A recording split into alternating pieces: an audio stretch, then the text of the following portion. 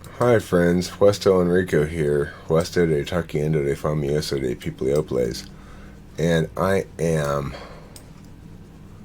here to make a video that is going to do a couple of things. First, I'm going to read a little bit from this New Yorker article, which I found it quite telling, quite revelatory about what I'm doing right now and what we're all doing right now with cognitive functions. In 1964, Richard Feynman asked listeners to imagine two objects, each gravitationally attracted to each other. How should we predict their movements? Feynman identified three approaches, each invoking a different belief about the world. The first approach used Newton's law of gravity, according to which the objects exert a pull on each other. The second imagined a gravitational field extending through space, which the objects distort. The third applied the principle of least action, which holds that each object moves by following the path that takes the least energy in the least time. All three approaches produced the same correct prediction. They were three equally useful descriptions of how gravity works. One of the amazing characteristics of nature is this variety of interpretational schemes, Feynman said. What's more, this multifariousness applies only to true laws of nature. It doesn't work if the laws are misstated. If you modify the laws much, you find you can only write them in fewer ways, Feynman said. I always found that mysterious, and I do not know the reason why it is that the correct laws of physics are expressible in such a tremendous variety of ways. They seem to be able to get through several wickets at the same time.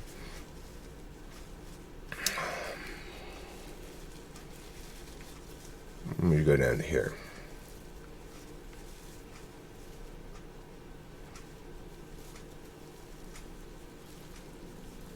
Reductionists think they are playing a game of telephone. As the message of reality travels upward from the microscopic to the macroscopic scale, it becomes garbled, and they must work their way downward to recover the truth.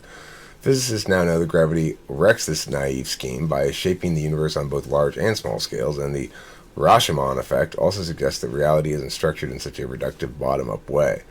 If anything, Feynman's example understated the mystery of the Rashomon effect. What's the Rashomon effect?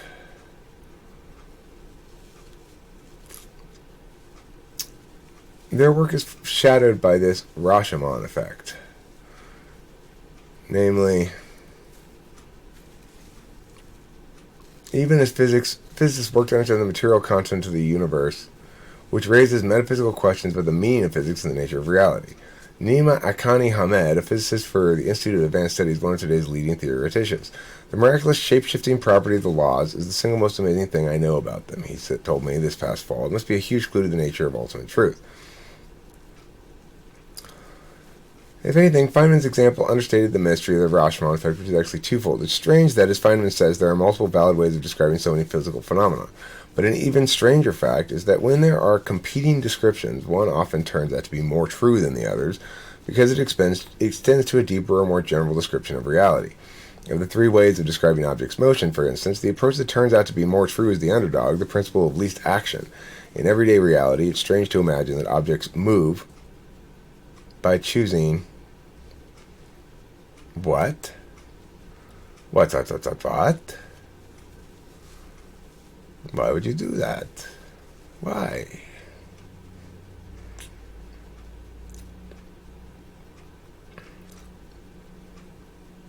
By choosing the easiest path.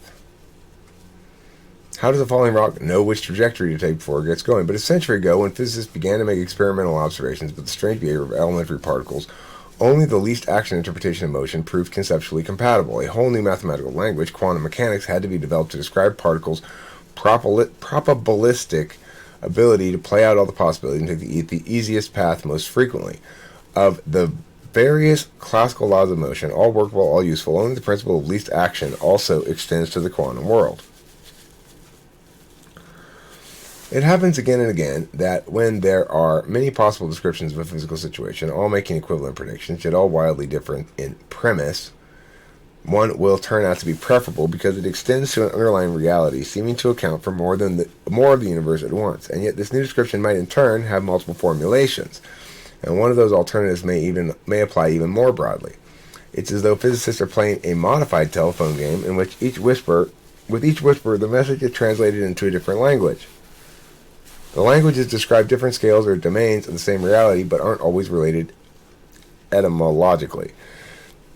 In this modified game, the objective isn't, or isn't only, to seek a bedrock equation governing reality's smallest bits. The existence of this branching interconnected web of mathematical languages, each with its own associated picture of the world, is what needs to be understood.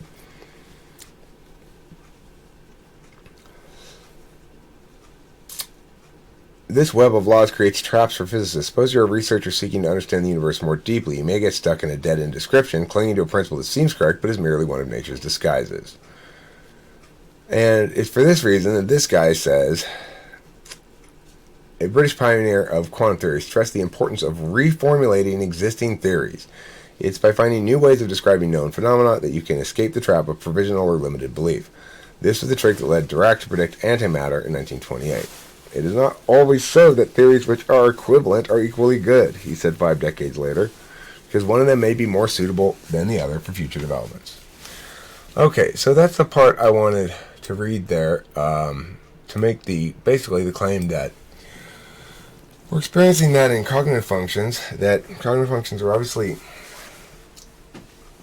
reflective of something real about the universe because of the fact that they are so persistent and powerful in their reformulations of them and stuff, various reformulations, that it's worthwhile to reformulate, that it would be wrong to stick with Jung's understanding of it because that's antiquated and we have better rhetorical tools of analysis, if nothing else.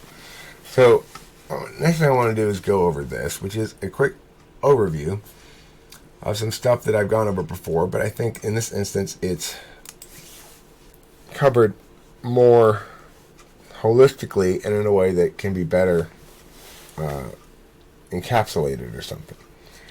So what am I doing here with this cognitive function reformulation? And that's exactly what it is. I'm reformulating an existing theory to make it more powerful than an existing idea, right? So let's talk first about prime directive.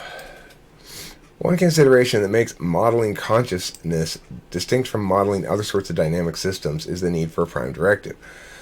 Physics and maths are ways of describing and modeling aspects of that which at least appears to be an independent and shared physical reality.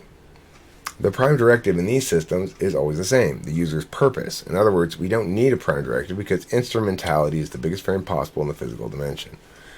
If I'm using math, it's because I already have a purpose. I don't need to understand what the purpose of the math is. Its purpose is my purpose, and my purpose is its purpose, and there's no distinction to be made. That's what I mean by instrumentality is the biggest frame. Prime directive of being, however, requires something different involved.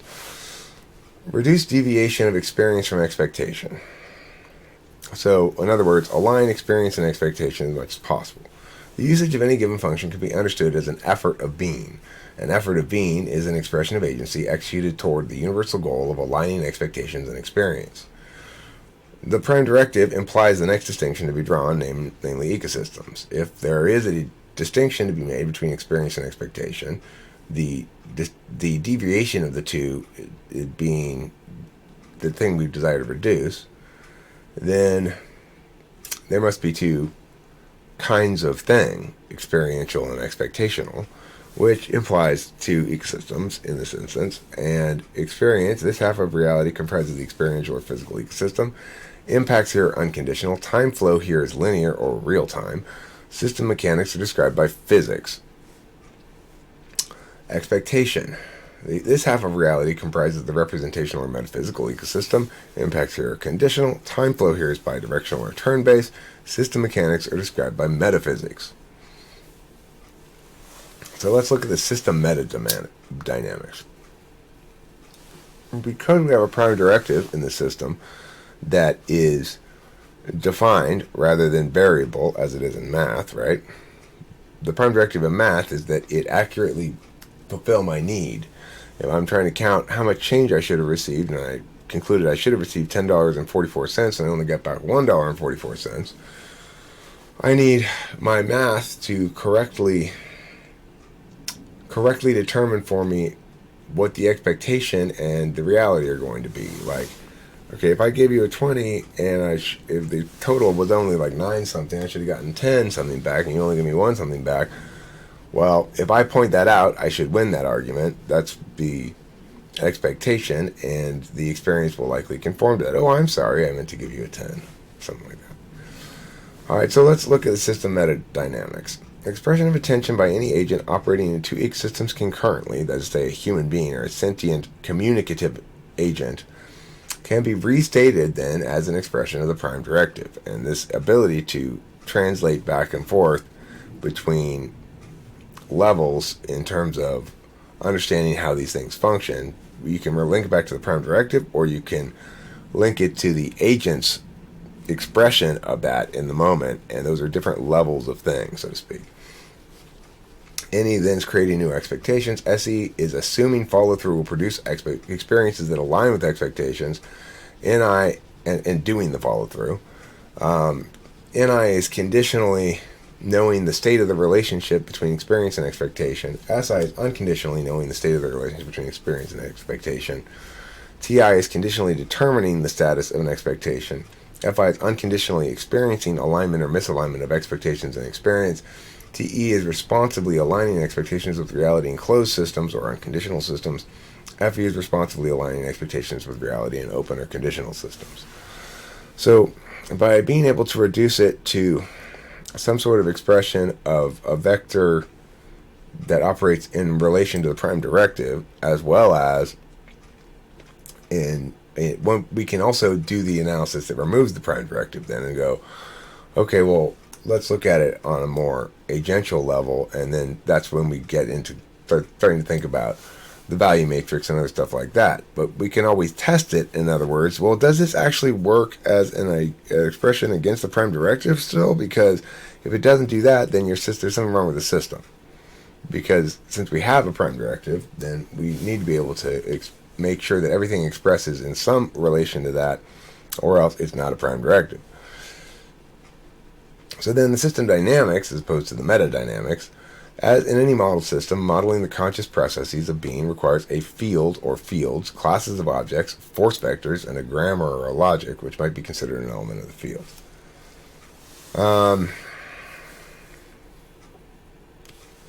Force vectors just mean there's some progression across time, and there's some impetus behind that progression. That would be considered the force vector.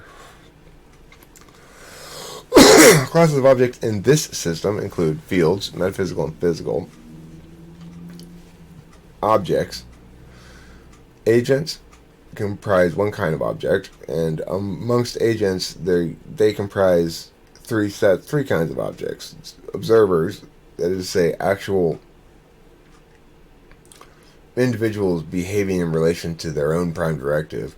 Subjects, your perception of other people doing the same. Observers as space objects, that is to say, you and your body and other people and their bodies. Observers and subjects.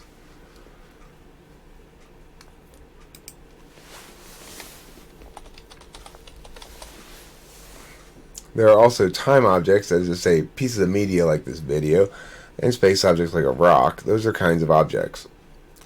Force vectors include the functions, and we've got a way of understanding the different kinds of impetus that can be generated by an agent as put, get, receive, interact, or interface.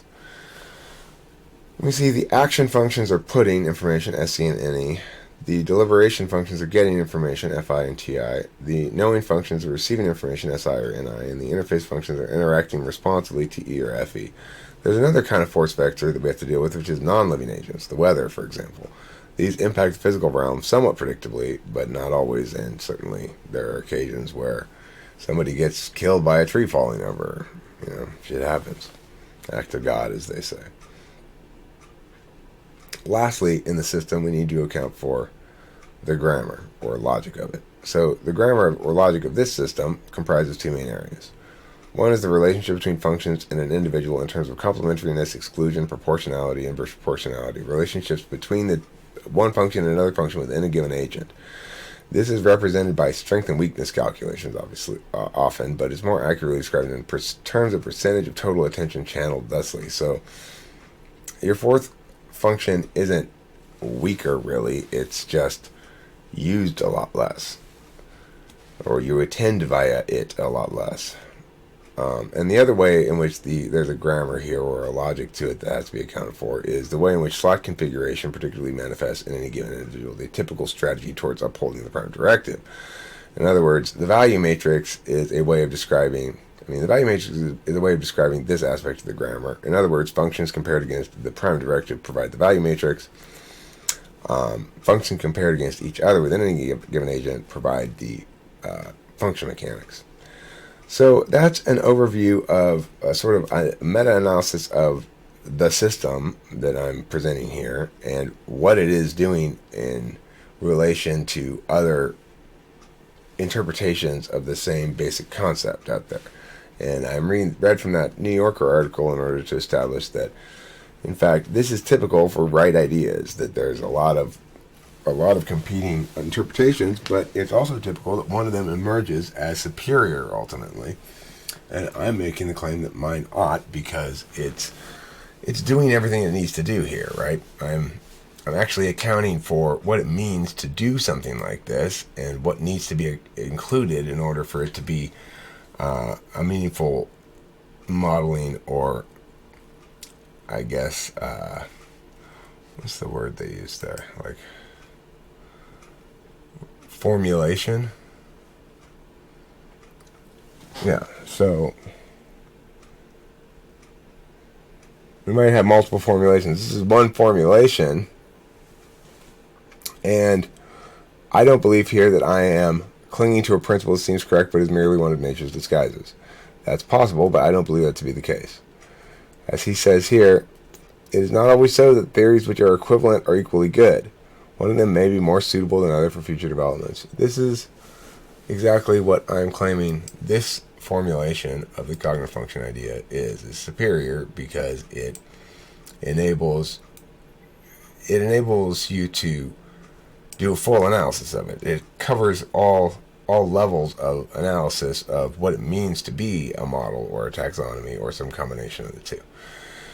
So that's it for this video. I hope it was good. I'll upload this to Google Docs, I guess, and share the link to it, or I'll just put it in the validating the metaframe document probably. So thanks for watching. Have a good day. I'm still feeling quite sick. I feel kind of woozy right now, and I'm gonna check my email,